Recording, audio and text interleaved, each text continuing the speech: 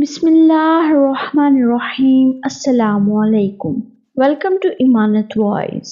कि यहूदी ने किस तरह इस्लाम कबूल किया और मट्टी से बड़ी हुई थैली कैसे सोना बन गई। हजरत फजील बिन अयाज रहमतुल्लाह इस्लाम कबूल करने वाले एक मशहूर डाकू थे। इस्लाम कबूल करने के बाद उनका दिल इस्लाम के नूर से मुनव्वर हो गया। उन्होंने जिन लोगों का माल लूटा था उनसे माफी मांग ली, लेकिन जब हजरत फजील बिन अयाज ने एक यहूदी से माफी मांगी तो उसने माफ करने से इनकार कर दिया और ये शर्त रख दी कि अगर तुम मेरे सामने वाली पहाड़ी को अपनी जगह से हटा दो तो मैं तुम्हें माफ कर दूंगा। लिहाजा हजरत फजील बिन अयाज रहमतुल्लाह ने फौरन मट्टी हटाना शुरू कर दी। खुदा का करना ऐसा हुआ कि उसी वक्त तेज आंधी चली और देखते ही देखते वो पहाड़ी अपनी जगह से हट गई। यहूदी ने जब ये देखा कहा, मैंने ये अहद कर रखा था कि जब तक फजील मेरा माल वापस नहीं करेगा मैं इसको माफ नहीं करूंगा। लिहाजा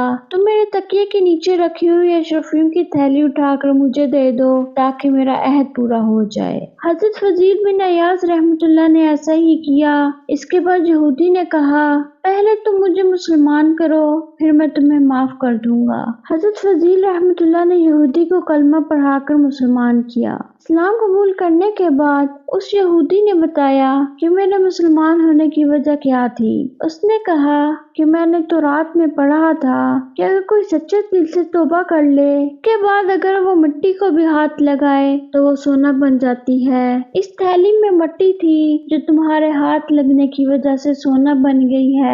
मैं ये देखना चाहता था कि क्या तुमने सच्चे दिल से तौबा कर ली है। अब मुझे तुम्हारी और तुम्हारे मजहब की सच्चाई पर पूरा यकीन हो गया है, इसलिए मैंने इस्लाम कबूल कर लिया। उम्मीद है कि आपको आज की वीडियो पसंद आई होगी। चैनल को सब्सक्राइब, लाइक और कमेंट करना ना भूलिए। अल्लाह हाफिज।